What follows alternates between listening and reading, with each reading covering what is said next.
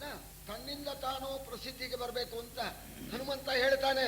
ನೋಡಿ, ಈ ಭೀಮ ಹೇಳಿರೋ ರೀತಿ ಹೇಗೆ, ಚಂದ್ರವಂಶ ಆ ಕಡೆಯಿಂದ ಬಂದ, ಇವು ಹೇಳ್ತಾನೆ, ಅಯ್ಯ ಮಹಾನುಭಾವ, ನಾನು ಯಾರು ಅಂತಂದ್ರೆ, ನಾವು ಹಿಂದಣ ಯುಗದ ರಾಘವ ದೇವನೋಲಯಕಾರರು, ಆ ಸುಗ್ರೀವ ಸಖ್ಯರು, ಪವನನಿಂದಂಜನೆಗೆ ಜನಿಸಿದೆವು. ನಾವು ನಿಮ್ಮೊಡ ಹುಟ್ಟಿದರು, ನಾವು ನಿಮ್ಮೊಡ ಹುಟ್ಟಿದರು, ಸಂಭಾವಿಸಿತು ನಮ್ಮಿಷ್ಟವೆನೆ ನಗುತಾವೃಕೋದರನು ಎರಗಿದನು ಕಲಿಗನು ಮನಂಘ್ರಿಯಲಿ. ಏನು ಬರೆದಿಯಾನೆ, ಸ್ವಲ್ಪ ಇದನ್ನ ಪದ್ಯ ಓದ್ಬೇಕಾದ್ರೆ ಆನಂದವಾಗಿಬಿಡುತ್ತೆ. ನಾವು ಹಿಂದಣ ಯುಗದ ರಾಘವದೇವನ ಓಲಯಕಾರರು. ಮಕ್ಕಳೇ ನೋಡಿ, ಹಿಂದಿನ ಯುಗ ತ್ರೇತಾಯುಗ ಮಹಾಪ್ರಸಿದ್ಧ, ಇವತ್ತಿಗೂ ಪ್ರಸಿದ್ಧಿ ಇದೆ. 11,000 ವರ್ಷ ರಾಮರಾಜ್ಯ ಆಳದ, ಒಬ್ಬರಿಗೆ ಒಂದು ತೊಂದರೆ ಇಲ್ಲ ಅಂತ ರಾಮರಾಜ್ಯ ಅಂತ ಪ್ರಖ್ಯಾತನಾಗಿರ್ತಕ್ಕ ಆ ಮಹಾನುಭಾವ, ಆ ರಾಮಚಂದ್ರ, ಅವರ ಓಲೇಕಾರ, ಅವರ ಸೇವಕ ರಾಮದಾಸ, ಸುಗ್ರೀವನ ಮಿತ್ರ, ಅಂಜನಾದೇವಿ ತಾಯಿ, ವಾಯುದೇವರು ತಂದೆ, ನನ್ನನ್ನ ಹನುಮಂತ ಅಂತ ಕರೀತಾರೆ. ಭೀಮಾ, ನೀನ್ ನನ್ನ ತಮ್ಮ ಕಣೋ, ನಮ್ಮ ತಂದೆಯ ಅಂಶದಿಂದ ಹುಟ್ಟಿದವನು. ಈ ಯುಗದಲ್ಲಿ ನಿನ್ನ ತಮ್ಮ ನಿನ್ನನ್ನು ಕಾಣಬೇಕು ಅಂತ ಇತ್ತು ಕಣೋ. ನಮ್ಮ ರಾಮಚಂದ್ರ, ನಮ್ಮ ಪ್ರಭು ಸಲ್ಲಿಸಿದ ನನ್ನ ಇಷ್ಟಾರ್ಥ ನೆರವೇತ್ತು. ಭೀಮಾ, ನೀನ್ ನನ್ನ ತಮ್ಮ ಕಣೋ ಅನ್ನೋಣ. ನಾನು ಸೋತರು ಕೂಡ ನಮ್ಮ ಅಣ್ಣಯ್ಯನ ಹತ್ರ ಸೋತಿದ್ದೇನೆ ಅಂತ ಹೇಳಿ ಭೀಮನಿಗೆ ಖುಷಿ ಆಗ್ಬಿಡ್ತು. ಸಾಷ್ಟಾಂಗ ನಮಸ್ಕಾರ ಮಾಡ್ಬಿಟ್ಟು ಭೀಮನಿಗೆ ಆನಂದವಾಗ್ಬಿಡ್ತು. ಯಾವನೋ ಕಪಿಯಿಂದ ಸೋತ್ನೆ, ನನ್ನ ಹಣೆ ಬರುವೆ ಅಂತ ಬಹಳ ವ್ಯಸನವಾಗಿತ್ತು. ಅದು ಖುಷಿ ಆಗ್ಬಿಡ್ತಂತ ಅವನಿಗೆ. ಭೀಮಸೇನ ನಗತ, ಅಣ್ಣಯ್ಯ ಸಾಷ್ಟಾಂಗ ನಮಸ್ಕಾರ ಅಂತ ನಮಸ್ಕಾರ ಹಾಕಿ ಈಗ ಹೇಳ್ತಾ ಇದ್ದಾನೆ ಭೀಮ. ಜರುಗಿನಲಿ ಜಾಂಬೂನದ ಸಂವರಣೆ ಕಾರಂಗೆ ಎಡೆಯಲಿದ್ದುದು ಪರಮನಿಧಿ. ಜರುಗಿನಲಿ ಜಾಂಬೂನದ ಸಂವರಣೆ ಕಾರಂಗೆ ಎಡೆಯಲಿದ್ದುದು ಪರಮನಿಧಿ. ಮಜಪೂತು ಪುಣ್ಯೋದಯದ ಫಲವೆನುದ ಸರಸಿ ಎತ್ತಲು ಗಂಧವೆತ್ತಲು ಬರವಿದೆತ್ತಣಿದೆತ್ತ ಘಟಿಸಿದುದು. ಸರಸಿ ಎತ್ತಲು ಗಂಧವೆತ್ತಲು ಬರವಿದೆತ್ತಣಿದೆತ್ತ ಘಟಿಸಿದುದು. ಅರರೆ ಮಾರುತಿ ತಂದೆ ನೀನು, ಅರರೆ ಮಾರುತಿ ತಂದೆ ನೀನೆಂದು ಎನ್ನುತ್ತ ಬಣ್ಣಿಸಿದ.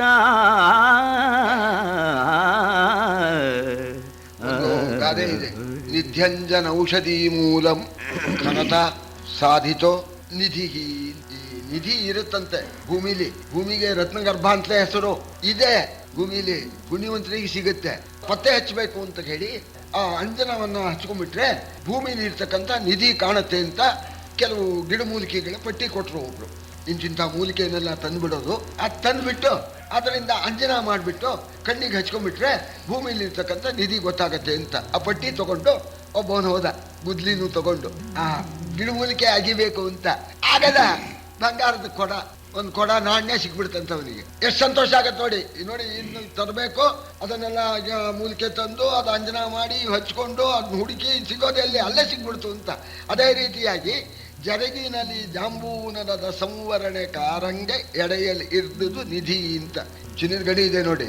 ಅಲ್ಲಿ ಆ ಚಿನ್ನ ಎಲ್ಲ ತೆಗೆದುಬಿಟ್ಟು ರಾಶಿ ಹಾಕಿದ್ದಾರೆ. KGF ಹೋದವರೆಲ್ಲ ನೋಡಿದ್ದಾರೆ. ಪರ್ವತಾಕಾರವಾಗಿ ಬಿದ್ದಿದೆ ಮಣ್ಣು, ಅದರಲ್ಲಿ ಎಷ್ಟೋ % ಚಿನ್ನ ಇದೆ ಅಂತ ಯಾರೋ ಹೇಳಿದಿರಂತೆ. ಯಾರೋ ಒಬ್ಬನು ಪಾಪ ಬಡವ ಒಂದಷ್ಟು ಮಣ್ಣು ತಗೊಂಬಂದು ಚೆನ್ನಾಗಿ ಜಾಲಾಡಿ ಹಳುಕು ಸಣ್ಣ ಸಣ್ಣ ಹಳುಕು ಇದೆಯಲ್ಲ ಅದರಿಂದ ಒಂದು ಚಿನ್ನದ ಗಟ್ಟಿ ಮಾಡ್ಕೊಳ್ಳೋಣ ಅಂತ ಆಗದು ಬಿಟ್ಟ ಅವ. ಆ ಮಣ್ಣು ತರಬೇಕು ಅಂತ ಜರಗಿನಲ್ಲಿ ಜಾಂಬೂನರದ ಸಂವರಣೆ ಕಾರಂಗೆ ಆ ಬಂಗಾರ ಸಂಗ್ರಹ ಮಾಡೋಣ ಅಂತ ಆಗಿದ್ರೆ ಅಲ್ಲೊಂದು ಗಟ್ಟಿ ಸಿಕ್ಬಿಡೋದ. ಯಾರೋ ಮುಚ್ಚಿಟ್ಟಿದ್ರು, ಯಾರೋ ಕದಿಬೇಕು ಅಂತ ಇಟ್ಟಿದ್ರು, ಅದು ಇವನು ಪಾಲಾಗ್ಬಿಡ್ತು ಅಂತ ಅಲ್ಲಿ ಬಂಗಾರದ ಗಟ್ಟಿ ಸಿಕ್ಕಿದೆ ಅಂತೆ. ಮಹಾನುಭಾವ, ನಾನು ಹೊರಟಿರೋ ಕೆಲಸ ಕ್ಷುಲ್ಲಕವಾದ್ದು. ಹೆಂಡತಿ ಹೂ ಕೇಳಿದ್ಲು ಅಂತ ನಾನು ಹೊರಟಿದ್ದೀನಿ. ಮಹಾನುಭಾವ ನಿನ್ನ ದರ್ಶನ ಆಯಿತು. ಇದೇನಿದು, ಇದೇನು ಸುಯೋಗ, ಇದೇ ದೈವಯೋಗ, ಇದು ಪುಣ್ಯ. ಈ ಪುಣ್ಯದಿಂದ ನನಗೆ ಅಂಥ ಯೋಗ ಉಂಟಾಗಿದೆ. ಎಲ್ಲೋ ಹೂವು, ಆ ಹೂವು ಗಾಳಿ ಬೀಸೋದು, ಆ ಗಾಳಿ ನಮ್ಮ ಕಡೆ ಬರೋದು, ಅದು ನನ್ನ ಹೆಂಡತಿ, ಅದು ಆಗ್ರಹಿಸಿ ನನಗೆ ಹೂ ತಂದ್ಕೊಡಿ ಅಂತ ಕೇಳೋದು, ಇದೆಲ್ಲ ದೈವ ವಿಚಿತ್ರ. ಮಹಾನುಭಾವ ನನ್ನ ಪುಣ್ಯ ಫಲ ಫಲಿಸ್ತು ಅಂತ ಹೇಳಿ ನಮಸ್ಕಾರ ಮಾಡಿ ಹೇಳ್ತಾ ಇದ್ದಾನೆ. ತೀದುದೆ ಮಗೆ ವನ ಪ್ರವಾಸದ ಖೇದವೋ, ತೀದುದೆ ಮಗೆ ವನ ಪ್ರವಾಸದ ಖೇದವು, ಅರ್ಜುನನ ಅಗಲಿಕೆಯ ದುರ್ಭೇದ ವಿಷವಿಂದಿಳಿದುದಯೇ, ಶಿವ ಶಿವ ಮಹಾದೇವ, ಶಿವ ಶಿವ ಮಹಾದೇವ, ಹೋದ ರಾಜ್ಯ ಭ್ರಂಶ ಬಗಳ ವಿಷಾದ ಬೀತುದೋ, ಹೋದ ರಾಜ್ಯ ಭ್ರಂಶ ಬಗಳ ವಿಷಾದ ಬೀತುದು, ನಿಮ್ಮ ಕಾರುಣ್ಯೋದಯವು ಯಮಗಾಯಿತಲ, ನಿಮ್ಮ ಕಾರುಣ್ಯೋದಯವು ಯಮಗಾಯಿತಲ, ಚರಿತಾರ್ಥರಾವು ಚರಿತಾರ್ಥರಾವೆಂದ.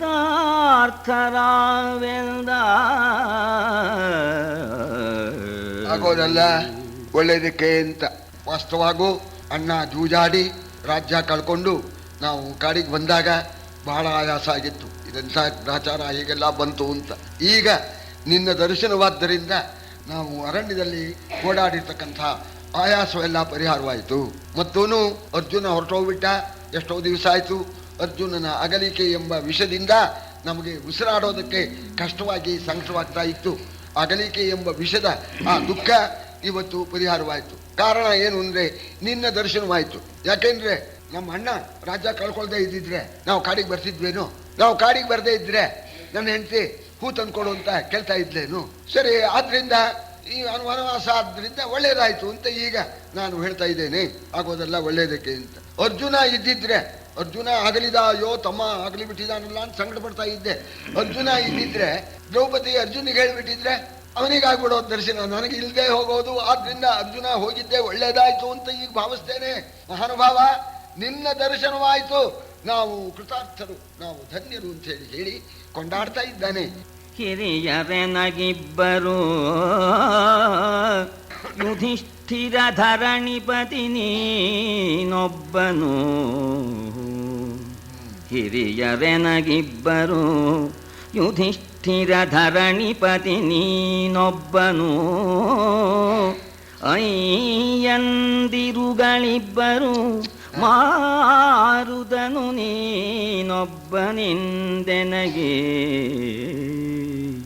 ಗುರುಗಳಿಬ್ಬರು ಬಾದರಾಯಣ ಪರಮ ಋಷಿ ನೀನೊಬ್ಬನು, ಗುರುಗಳನಗಿಬ್ಬರು ಬಾದರಾಯಣ ಪರಮ ಋಷಿ ನೀನೊಬ್ಬನು ಎಂದು ಉಪಚರಿಸಿದನು ಪವಮಾನನಂದನನು ಅಂಜನಾಸುತನಾಗ. ನನಗೆ ಅಣ್ಣಂದ್ರು ಹಿರಿಯರು ಇಬ್ಬರು, ಧರ್ಮರಾಜ ಒಬ್ಬೋನು, ನೀನು ಒಬ್ಬೋನು. ತಂದೆಗಳು ಇಬ್ಬರು, ನೀನು ಒಬ್ಬೋನು, ವಾಯುದೇವ ಒಬ್ಬೋನು. ಗುರುಗಳಿಬ್ಬರು ಬಾದರಾಯಣ ಪರಮ ಋಷಿ, ಗುರುಗಳಿಬ್ಬರು ವ್ಯಾಸರು ಒಬ್ರು, ನೀನು ಒಬ್ರು. ಈ ರೀತಿ ನಾನು ಧನ್ಯನಾಗಿದ್ದೇನೆ. ನೀನೇ ಗುರು, ನೀನೇ ತಂದೆ, ನೀನೇ ಅಣ್ಣ ಅಂತ ಹೇಳಿ ತ್ವಮೇವ ಮಾತಾಚ ಪಿತಾತ್ವಮೇವ ತ್ವಮೇವ ಬಂಧುಶ್ಚ ಸಖಾತ್ವಮೇವ ತ್ವಮೇವ ವಿದ್ಯಾ ದ್ರವಿಣಂ ತ್ವಮೇವ ತ್ವಮೇವ ಸರ್ವಂ ಮಮ ವಾಸುದೇವ ಅಂತ ಹೇಳ್ತಾರಲ್ಲ, ಹಾಗೆ ಹನುಮಂತನನ್ನ ಕೊಂಡಾಡ್ತಾ ಇದ್ದಾನೆ ಭೀಮಸೇನ. ಯಾವಾಗ್ಯ ಕೊಂಡಾಡಿದ್ನೋ ಸ್ತೋತ್ರಂ ಕಸ್ಯ ನ ತುಷ್ಟಯೇ. ಕೊಂಡಾಡಿದರೆ ಎಲ್ಲರಿಗೂ ಸಂತೋಷ ಆಗತ್ತೆ, ಹನುಮಂತನಿಗೂ ಸಂತೋಷವಾಯಿತು. ಆಗ ಲಲಿತ ವಚನಕ್ಕೆ ನಿನ್ನ ಭುಜದಗ್ಗಳಿಕೆಗ ಮೆಚ್ಚಿದನು, ಹಿಮಕರ ಕುಲ ಪವಿತ್ರರು ಜನಿಸಿದಿರಲ ಪಾಂಡು ಜಠರದಲ್ಲಿ, ಗೆಲವು ನಿಮಗಹಿತರಲಿ, ಗೆಲವು ನಿಮಗಹಿತರಲಿ ಪಾರ್ಥನ ಕೆಲವು ದಿವಸಕ್ಕೆ ಕಾಂಬಿರಿ ಯಮಗೆಯು ಫಲಿಸಿತಿ ದಿನಕ್ಕೆಂದು ಕೊಂಡಾಡಿದನು ಹನುಮಂತ. ಲಲಿತ ವಚನಕ್ಕೆ ಭೀಮಾ ಎಷ್ಟು ಚೆನ್ನಾಗಿ ಮಾತಾಡ್ತೀವಪ್ಪ. ಅದು ಅಪ್ರೀತಿ ಇದ್ರೆ ಹಾಗಾಗತ್ತೆ. ನಮಗೆ ಬೇಕಾದವರು ಮಾತಾಡ್ಬಿಡ್ಲಿ ಅಂದ್ರೆ ಹೇಗ್ರಿ ಹೇಳ್ತಾರೆ ಕೇಳ್ರಿ. ಏನು ಹೇಳಿಲ್ಲ ಅವರು, ಇವನಿಗೆ ಪ್ರೀತಿ ಇದೆಯಲ್ಲ ಕೇಳ್ರಿ ಹೇಗೆ ಹೇಳ್ತಾರೆ ಅಂತ. ಇನ್ನೊಬ್ರು ಚೆನ್ನಾಗೇ ಹೇಳಿದ್ರು, ಏನ್ ಹೇಳ್ತಾರೆ ಅಂತಾನೆ. ಈ ಗಂಧದ ಕಟ್ಟಿಗೆ ಹೊಗೆ ಇದೆ ನೋಡಿ, ಅದು ಕಣ್ಣು ಹೋಗುತ್ತೆ, ಆದ್ರೆ ವಾಸನೆ ಹಾ ಅಂತಾರೆ. ಬಾಕಿ ಕಟ್ಟಿಗೆ ಹೊಗೆ ಹೊಗೆ ಕಣ್ರಿ ಅಂತಂತಾರೆ. ಇಲ್ಲಿ ಅರ್ಥ ಏನು, ನಮ್ಗೆ ಪ್ರೀತಿ ಇದ್ರೆ ಅವ್ರು ಏನ್ ಹೇಳಿದ್ರು, ಮನೆ ಹುಡುಗರು ಹೇಳ್ತಾರೆ ನೋಡ್ರಿ, ಅದು ಏನ್ ಹೇಳಿದ್ರು ನಮ್ಮ ಹುಡುಗರು ಬುದ್ಧಿ ನಾವೇ ಹೊಗಳೋದು. ಆ ಬುದ್ಧಿನೋ ಪ್ರಚಂಡ ಬುದ್ಧಿ ಅಂತ, ಇದು ಸ್ವಭಾವ. ಭೀಮಾ ಏನ್ ಮಾತಾಡ್ಬಿಟ್ಟಿವಪ್ಪ, ಎಷ್ಟು ಚೆನ್ನಾಗಿ ಮಾತಾಡ್ತೀವಪ್ಪ ಅಂತ ಆಂಜನೇಯ ಭೀಮನ್ನ ಕೊಂಡಾಡ್ತಾ ಇದ್ದಾನೆ. ಅದ್ರ ಜೊತೆಯಲ್ಲಿ ಭುಜದ ಅಗ್ಗಳಿಕೆಗೆ ನಿನ್ನ ಪರಾಕ್ರಮಕ್ಕೆ ಮೆಚ್ಚಿದೆ ಎಂದ. ಭೀಮ ಕೈ ಮುಗಿದ, ಪರಾಕ್ರಮ ಮಲ ಸರಿಸೋಕ್ಕಾಗ್ಲಿಲ್ಲ, ಪರಾಕ್ರಮಕ್ಕೆ ಮೆಚ್ಚಿದೆನು ಅಂತ ಕೊಂಡಾಡ್ತಾನೆ. ಆ ಪ್ರೀತಿ, ತಮ್ಮನ ಮೇಲಿನ ಪ್ರೀತಿಯಿಂದ ನಿನ್ನ ಮಾತಿಗೆ, ನಿನ್ನ ಮಧುರ ವಾಕ್ಯಕ್ಕೆ, ನಿನ್ನ ಪರಾಕ್ರಮಕ್ಕೆ ಮೆಚ್ಚಿದ್ದೇನೆ. ಭೀಮಾ ಯೋಚನೆ ಮಾಡಬೇಡ, ವನವಾಸ ಪರಿಹಾರ ಆಗತ್ತೆ, ನಮ್ಮ ರಾಮ ಪರಿಹಾರ ಮಾಡ್ತಾನೆ, ಒಳ್ಳೇದು ಮಾಡ್ತಾನೆ, ಅಜ್ಞಾತವಾಸ ಪರಿಹಾರವಾಗುತ್ತೆ. ಅರ್ಜುನ ಕೆಲವು ದಿವಸದಲ್ಲೇ ಬರ್ತಾನೆ, ಅರ್ಜುನ ಜೊತೆ ಸೇರ್ತೀರಿ, ಸರಿ ರಾಜ್ಯವನ್ನ ಪಡಿತೀರಿ, ಶತ್ರುಗಳನ್ನು ನಾಶ ಮಾಡಿ ರಾಜ್ಯವನ್ನ ನೀವು ಪಡಿತೀರಿ. ಅಂತೂ ನಮ್ಮ ರಾಮ ಈ ದಿವಸ ನನಗೆ ಒಂದು ಶುಭ ದಿವಸವನ್ನು ಮಾಡಿಬಿಟ್ಟ. ಇವತ್ತಿನ ದಿವಸ ಶುಭ ದಿವಸ, ಯಾಕೆಂದ್ರೆ ನಿನ್ನ ನೋಡಿದೆ, ತಮ್ಮನ್ನು ನೋಡಿದೆ ನಾನು ಅಂತ ಹೇಳಿ ಹನುಮಂತ ಕೊಂಡಾಡಿದ್ದಾನೆ ಭೀಮನನ್ನ. ಅವನು ಹೊಗಳ್ದ, ಇವನು ಹೊಗಳ್ದ. ಆಗ ಭೀಮನಿಗೆ ಒಂದು ಯೋಚನೆ ಆಯಿತು, ನಿಜವಾಗೂ ಸಣ್ಣ ಕಪಿಯಾಗಿದ್ದರಿಂದ ಇಷ್ಟೆಲ್ಲ ಗಲಾಟೆ ಆಯಿತು. ನಿಜವಾಗೂ ಅವನು ಆ ರೂಪಿಂದ ಇದ್ದಿದ್ರೆ ನಾನು ಮೊದಲೇ ಕೈ ಮುಗಿತಿದ್ದೆ ಅಂತ ಹೇಳಿ ಇವನಿಗೊಂದು ಬೈಕಿ ಆಯಿತು. ನಮ್ಮ ಅಣ್ಣ ಮಹಾನುಭಾವ ರಾಮಾಯಣ ಮಹಾಮಾಲ ರತ್ನಂ ವಂದೇ ಅನಿಲಾತ್ಮಜಂ, ಇದು ಆಂಜನೇಯನ ಸ್ತೋತ್ರ, ಮುಖ್ಯವಾದ ಸ್ತೋತ್ರ. ಗೋಷ್ಪದೀಕೃತ ವಾರಾಶಿಂ ಮಶಕೀಕೃತ ರಾಕ್ಷಸಂ ರಾಮಾಯಣ ಮಹಾಮಾಲ ರತ್ನಂ ವಂದೇ ಅನಿಲಾತ್ಮಜಂ. ರಾಮಾಯಣವೆಂಬತಕ್ಕಂಥ ಒಂದು ಹಾರಕ್ಕೆ ಪದಕ ಸ್ವರೂಪನಾಗಿರ್ತಕ್ಕಂಥವನು ಹನುಮಂತ. ಗೋಷ್ಪದೀಕೃತ ವಾರಾಶಿಂ, ಶತಯೋಜನ ವಿಸ್ತಾರವಾದ ಸಮುದ್ರ, ಕರುವಿನ ಹೆಜ್ಜೆ ಎಷ್ಟಾಯ್ತಂತೆ. ಮಶಕೀಕೃತ ರಾಕ್ಷಸಂ ಅಂತ ಕೋಟಿ ಕೋಟಿ ರಾಕ್ಷಸರನ್ನ ಸಂಹಾರ ಮಾಡಿಬಿಟ್ಟ. ಈ ಸೊಳ್ಳೆಗಳನ್ನ ಹಿಚ್ಕೋ ಹಾಗೆ ಅಂತ ಹೇಳಿ ಅಂಥ ರೂಪ ತೋರಿಸು ಅಂತ ಕೇಳ್ತಾನೆ. ಅಂಜುವೆನು ಬಿನ್ನಗೆ ಬಾಂಧವ ವಂಜಿಕೆಯ ನಭ ಕೊತ್ತುತ್ತಿದೆ ಕೇಳಂಜನಾಸುತ ತನ್ನ ಸಲುಗೆಯ ಮಾತ ಸಲಿಸುವೊಡೆ. ಅಂಜದೆಂಬೆನು ಧನುಜಪುರಕ್ಕೆ ಧನಂಜಯನ ಕೊತ್ತಿಸಿದ ಖಳರನು ಭಂಜಿಸಿದ ಸಾಗರವ ದಾಂಟಿದ ರೂಪ ತೋರೆಂದ. ಅಂಜುವೆನು ಭಿನ್ನಕ್ಕೆ ಮಹಾಬುದ್ಧವಂತ ಭೀಮ ಮಾತಿನಲ್ಲಿ, ಅಣ್ಣ ನಿನ್ನಂಥ ದೊಡ್ಡವನಲ್ಲಿ ನಾನು ಈ ರೀತಿ ವಿಜ್ಞಾಪನೆ ಮಾಡ್ಕೊಳ್ಳೋದಕ್ಕೆ ಭಯವಾಗ್ತಾ ಇದೆ. ಆದರೆ ನೀನು ಹೇಳಿಬಿಟ್ಟಿಲ್ಲ, ನೀನ್ ತಮ್ಮ ಕಣೋ, ರಾಮನ್ನ ಅನುಗ್ರಹದಿಂದ ಇವತ್ತು ನಿನ್ ಕಂಡೆ ಕಣೋ ನಾನು, ಇವತ್ತಿನ ದಿವಸ ಸುದಿವಸ ಅಂತ ಅಂದ್ಬಿಟ್ಟಿಯಲ್ಲ ತಮ್ಮ ಅಂತ. ಆ ಬಾಂಧವ್ಯ, ನೀನು ಹೇಳಿರ್ತಕ್ಕ ಬಾಂಧವ್ಯ ಪ್ರೇರೇಪಣೆ ಮಾಡ್ತಾ ಇದೆ. ಆದ್ರಿಂದ ಅಣ್ಣ ನಾನು ಕೇಳ್ತೇನೆ, ಆ ರೂಪ ತೋರ್ಸಪ್ಪ. ಆ ರೂಪ ಯಾವುದು? ಗೋಷ್ಪದೀಕೃತ ವಾರಾಶಿಂ, ಆ ಸಮುದ್ರ ಹಾರಿರೋದು ಆ ರೂಪ. ಧನಂಜಯನ ಲಂಕಾಪುರಕ್ಕೆ ಹತ್ತಿಸಿದ, ಲಂಕಿಗೆ ಬೆಂಕಿ ಹೆಚ್ಚಿದಾಗ ಏನು ರೂಪ ಮಾಡಿಕೊಂಡಿದ್ದೆ, ಆ ರಾಕ್ಷಸರನ್ನೆಲ್ಲ ಸಂಹಾರ ಮಾಡತಕ್ಕಂಥ ಕಾಲಕ್ಕೆ ಏನು ರೂಪವನ್ನು ಮಾಡಿಕೊಂಡಿದ್ದೆ, ಅದನ್ನ ತೋರಿಸಬೇಕು ಅಂತ ಹೇಳಿ ಕೈ ಮುಗಿದಿದ್ದಾನೆ ಭೀಮಸೇನ. ಆಗ ಆಂಜನೇಯ ಅಂದ, ಭೀಮ ನೋಡಪ್ಪ, ಅದು ಸಾಧ್ಯವಿಲ್ಲ. ಯಾಕೆಂದ್ರೆ ಯುಗ ಧರ್ಮವನ್ನ ಯಾರು ಅನುಸರಿಸಬೇಕು, ಆಯಾಯ ಯುಗಕ್ಕೆ ತಕ್ಕಾಗೆ ನಾವು ಹೊಂದ್ಕೋಬೇಕು. ನಾನು ತ್ರೇತಾಯುಗದಲ್ಲಿ ಮಾಡಿರ್ತಕ್ಕ ಆ ರೂಪನ ಈಗ ದ್ವಾಪರದ ಅಂತ್ಯ, ಈಗ ನಾನು ತೋರಿಸೋಕ್ಕೂ ಹೋಗಬಾರದು. ಒಂದು ಪಕ್ಷ ನಾನು ತೋರಿಸಿದ್ರು ಕೂಡ ನಿನಗೆ ನೋಡೋದಕ್ಕೆ ಆಗೋದಿಲ್ಲ. ಯಾಕೆ ಅಂತಂದ್ರೆ ಯುಗ ಧರ್ಮಗಳೇ ಹಾಗೆ ಅಂತ ಹೇಳೋಣ. ಆಗ ಯುಗ ಧರ್ಮ ಹೇಗಿದೆ ಅಂತ ಇವನು ಕೇಳ್ತಾನೆ. ಅದಕ್ಕೆ ಇಲ್ಲಿ ಒಂದೇ ಪದ್ಯದಲ್ಲಿ ಆ ಯುಗದ ಸ್ವಭಾವ ಹೇಗಿರುತ್ತೆ ಅಂತ ಒಂದು ಕಡೆಯಿಂದ ಹೇಳ್ತಾನೆ. ಕೃತಯುಗ, ತ್ರೇತಾಯುಗ, ದ್ವಾಪರ ಯುಗ, ಕಲಿಯುಗ ಅಂತ ಒಂದೊಂದು ಯುಗದ ಧರ್ಮವು ಬೇರೆ ಬೇರೆ. ಈ ಯುಗದ ಗುಣಧರ್ಮವು ಆತ್ರೇತಾಯುಗದವರಿಗೈದದು ಆತ್ರೇತಾಯುಗಮು ಸರಿಯಿಲ್ಲ ಕೃತಯುಗದೇಕ ದೇಶದಲ್ಲಿ ಆ ಯುಗದಲ್ಲಿ ಆ ಮನುಜರ ಆ ಸತ್ವಾಯುವ ಸಾಮರ್ಥ್ಯವು ಆ ತರುವಾಯ ಯುಗದಲ್ಲಿ ಸಲ್ಲದು ಎಂದನು ನಗುತ ಹನುಮಂತ. ತ್ರೇತಾಯುಗದ ಆ ಧರ್ಮವೇ ಬೇರೆ.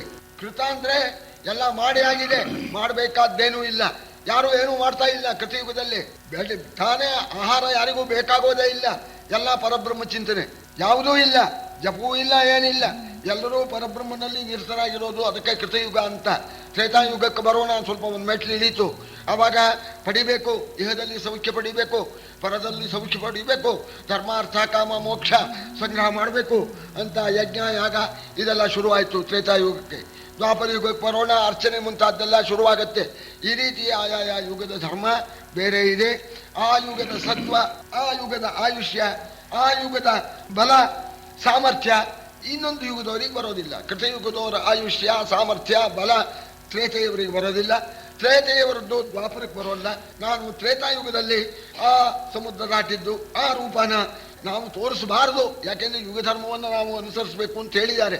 ಆದರೂ ನೀನು ಇಚ್ಛೆ ಸಲ್ಲಿಸೋಣ ಅಂದರೆ ಆ ರೂಪವನ್ನು ನಿನಗೆ ನೋಡೋದಕ್ಕೆ ಸಾಧ್ಯವಿಲ್ಲ ಅಂತ ಹೇಳಿ ಕಲಿಯುಗ ಅಂತ ಮುಂದೆ ಬರತ್ಕಣ.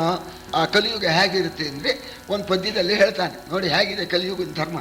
ಹೀನ ಸತ್ವರು ಸತ್ಯ ಧರ್ಮ ವಿಹೀನರು ಅರ್ಥಪರಾಯಣರು ಕುಜನಾನುರಕ್ತರು ವರ್ಣ ಧರ್ಮಾಶ್ರಮ ವಿದೂಷಕರು ದಾನಿಗಳು